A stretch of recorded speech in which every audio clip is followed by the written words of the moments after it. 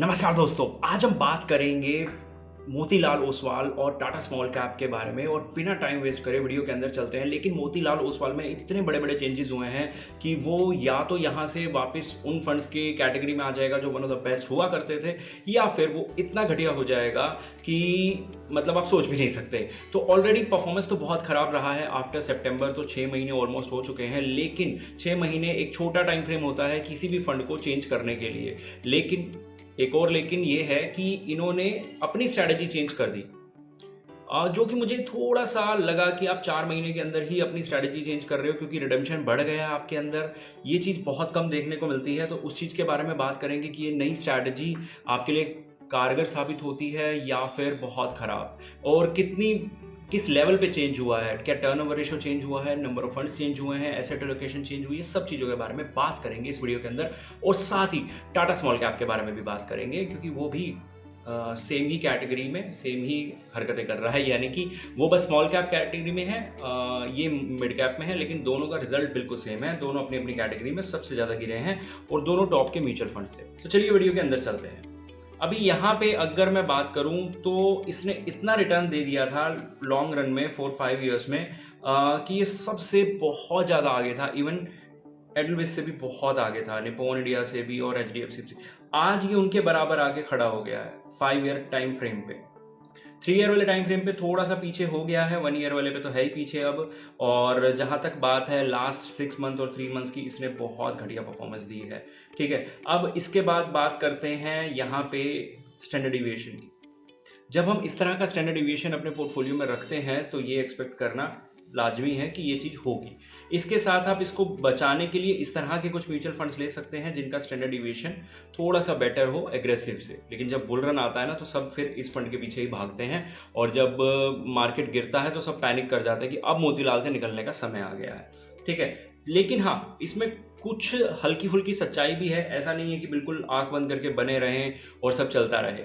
ये चीज़ बहुत बड़ी चेंज हो गई। जब मैंने लास्ट रिव्यू किया था उस समय सिर्फ न्यूज़ आई थी और वीडियो डालने तक इन्होंने कुछ चेंजेस करे थे, लेकिन उस वीडियो में मैंने मेंशन नहीं करा था क्योंकि वीडियो ऑलरेडी शूट हो चुकी थी। तो यहाँ पे ये चीज़ है कि फाइनेंशियल सेक्टर इसमें अब इन्होंने ले लिया है, और अब इसका इम्पैक्ट क्या हो सकता है उस चीज़ के बारे में बात करेंगे। बहुत डिटेल में जानना बहुत ज़रूरी है। तो जानना बहुत ज़रूरी है, तो हम इनको इन फंड्स के साथ कंपेयर करेंगे कि लास्ट 1 और 2 मंथ से कुछ फ़र्क दिखा है। जो 6 महीने में किया वो किया, लेकिन लास्ट 1 मंथ स्पेसिफिकली कुछ हल्का फुल्का फ़र्क पड़ा है, और नेक्स्ट 3 मंथ्स में कुछ हल्का फुल्का और ज़्यादा फ़र्क पड़ता है, तो उस दौरान हम इसका डिसीजन ले सकते हैं कि हमें रखना है या नहीं रखना है। अब आप कहेंगे कि इतना दिमाग लगाने के लिए नहीं है, इतना टाइम नहीं है, तो आपके पास स्क्रीन पे नंबर है। ठीक है, आपको अगर वेल्थ जनरेट करनी है काफ़ी अच्छे से, तो इस नंबर पे आप हमें मैसेज कीजिए। आपका पोर्टफोलियो हम मैनेज करेंगे, ठीक है। तो आप अपना बस एसआईपी अमाउंट ड्रॉप कीजिए, बात करेंगे, बहुत कुछ जानने को मिलेगा और बहुत कुछ समझने को मिलेगा, और उसके बाद आप डिसीजन ले सकते हैं। तो इस नंबर पे कांटेक्ट कीजिए। सिर्फ अपने दिमाग से, अपने आप से सिर्फ एक क्वेश्चन पूछ लीजिए कि आपके पास नॉलेज है, अच्छी नॉलेज है तो ठीक है। और आपको लगता है कि नहीं, नॉलेज नहीं है लेकिन मेरे पास टाइम बहुत ज़्यादा है, मैं नॉलेज कलेक्ट कर सकता हूँ और अपने रिटर्न्स निकाल सकता हूँ, तो ठीक है। लेकिन अगर आपके पास टाइम नहीं है तो स्क्रीन पे नंबर है आपके लिए। और यहाँ पे अगर हम बात करें लास्ट 1 मंथ का कंपैरिजन करते हैं। यहाँ पे मैं इसको एग्जांपल लूँगा एडलविस का, जिसमें लास्ट 1 मंथ में ऑलमोस्ट हम मान लेते हैं 4-5% की गिरावट आई है। लेकिन यहाँ पे मोतीलाल में वो गिरावट ऑलमोस्ट 9% की है, जो कि अभी भी थोड़ी सी ज़्यादा है। तो ये एक बहुत बड़ा नेगेटिव पॉइंट है कि जब हमने स्टार्टिंग फेज़ में देखा, ठीक है, जो इसका स्टार्टिंग फेज़ था, जब इसने 3 मंथ्स बहुत ख़राब परफॉर्मेंस दिया, दिसंबर तक, सितंबर टू दिसंबर वाला जो टाइम फ्रेम था, इस टाइम फ्रेम पे इसने बहुत ख़राब परफॉर्म किया। उसके बाद हमने इसको जनवरी फरवरी का समय दिया कि चलो ठीक है, इन्होंने अपनी स्ट्रेटजी चेंज करी। तो मार्च में हम पहली बार इसको चेक कर रहे थे कि क्या कुछ चांसेस हैं। चांसेस अब यहाँ पे पहली बार अगर मैं देखूँ तो लोअर लग रहे हैं, कि ये अब थोड़ा सा मुझे डाउटफुल लग रहा है कि भाई ये रिकवर करेगा या नहीं करेगा। लेकिन स्टिल इसको मार्केट में टेस्ट करना बहुत ज़रूरी है। जब मार्केट एक बार वॉर रुक जाएगी और मार्केट जब रिकवर करेगा, तो वो टाइम फ्रेम देखना बहुत ज़्यादा ज़रूरी है। ठीक है, कि उस टाइम फ्रेम पे ये क्या करता है। स्मॉल कैप पे आगे बढ़ने से पहले एक बहुत इंपॉर्टेंट चीज़ समझा देता हूँ, जो शायद आपको कहीं भी सीखने को नहीं मिलेगी, और मुझे कमेंट करके बताइएगा कि जब रिव्यू होते हैं, जब किसी फंड के बारे में बात होती है, तो कोई भी आपको इतनी डिटेल में बताता है जो मैं बता रहा हूँ। क्या बता रहा हूँ मैं आपको? देखो, आपने ले लिया मोतीलाल ओसवाल मिड कैप, ठीक है, हमने टाटा स्मॉल कैप ले लिया, मतलब आपने और मैंने ये दो फंड ले लिए, चलता है, कोई बात नहीं, ठीक है। अब इसके साथ आपने प्लस एक और मिड कैप ले लिया और एक और स्मॉल कैप ले लिया।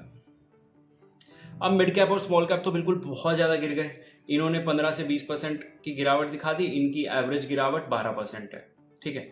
टोटल एवरेज मिला के मेरे ख्याल से 16% के आसपास आपका पोर्टफोलियो यहाँ पे गिर गया। और अगर आपने पराग पारिक फ्लेक्सी ले रखा था, एक फंड आपने लिया हुआ था, बहुत सारे लोग तो ये भी नहीं लेते, ठीक है, तो यहाँ पे 7%।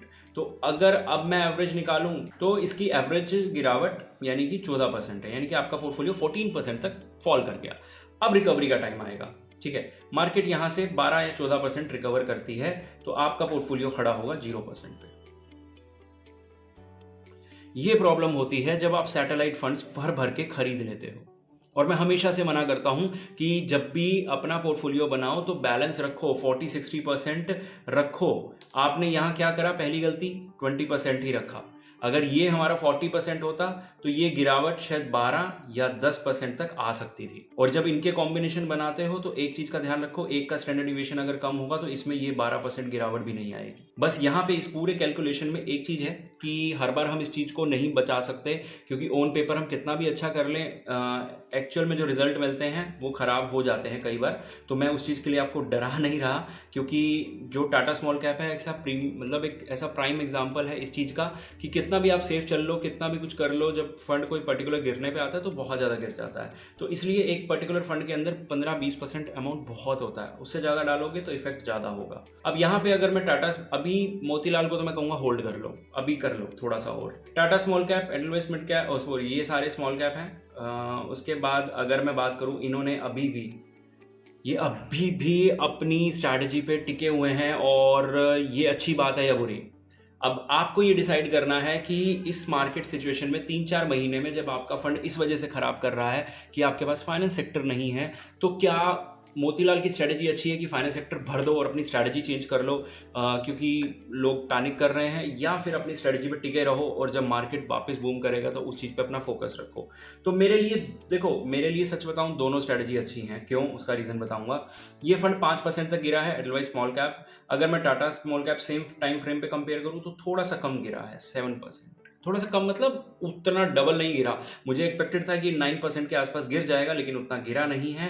अब फाइनल चीज़, आप इस चीज़ का जवाब आप खुद भी दे सकते हैं, या अगर मुझसे आप लेना चाहोगे जवाब, तो मैं तो यही कहूँगा कि दोनों अपनी अपनी जगह ठीक हैं। बस बात यह है, रिजल्ट आ जाए।